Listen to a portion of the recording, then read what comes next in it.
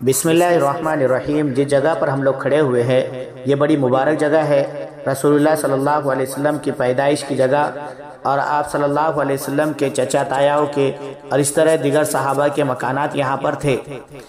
اس جگہ پر کھڑے ہونے کا مقصد ایک چیز بتانی ہے، اور وہ ہے وہ جگہ جہاں پر کھڑے ہو کر رسول اللہ صلی اللہ علیہ وسلم نے چاند کے 2 ٹکڑے کیے تھے۔ پہلے اس کا واقعہ سن لو کیا تھا۔ ہوا یہ تھا کہ کفار مکہ کے سردار ولید بن مغیرہ، ابو جہل، عاص بن وائل، اس طریقے سے دیگر لوگ رسول اللہ صلی اللہ علیہ وسلم کے پاس آئے اور کہنے لگے کہ تم کہتے ہو اللہ کے سچے نبی ہو، تو تم اس چاند کے 2 ٹکڑے کر کے دکھا دو، اور ایک ٹکڑا جبل ابی قبیس پر ہو اور دوسرا ٹکڑا جبل قینقاع پر ہو۔ اگر یہ کر دیا تو ہم تم پر ایمان لے آئیں گے۔ اس طریقے کی بات انہوں نے کہی۔ رسول اللہ صلی اللہ علیہ وسلم نے کہا کہ اگر میں نے چاند کے 2 ٹکڑے کر دیے تو کیا واقعی تم اسلام قبول کر لو گے؟ انہوں نے کہا بالکل قبول کر لیں گے۔ آپ صلی اللہ علیہ وسلم نے اللہ تعالیٰ سے دعا کی اور چاند کی طرف انگلیوں سے اشارہ کیا تو چاند 2 ٹکڑے ہو گئے، اور انہوں نے جیسا کہا تھا جبل ابی قبیس پر ایک ٹکڑا اور دوسرا حصہ جبل قینقاع پر نظر آنے لگا۔ اس کے بعد رسول اللہ صلی اللہ علیہ وسلم نے ان سے کہا کہ اسلام قبول کرو۔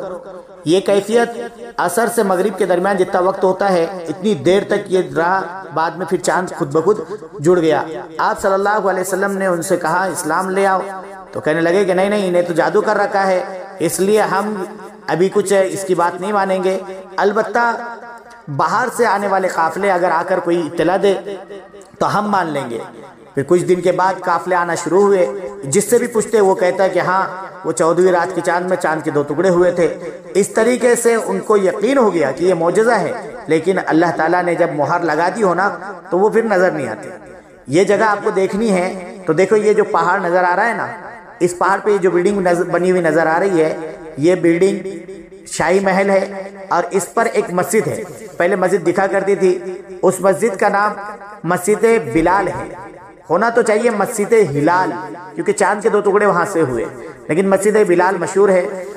اب شاہی محل میں اس کو داخل کر دیا گیا، ورنہ تو وہ الگ سے نظر آتی تھی، جس جگہ پر کھڑے ہو کر رسول اللہ صلی اللہ علیہ وسلم نے چاند کے 2 ٹکڑے کیے تھے۔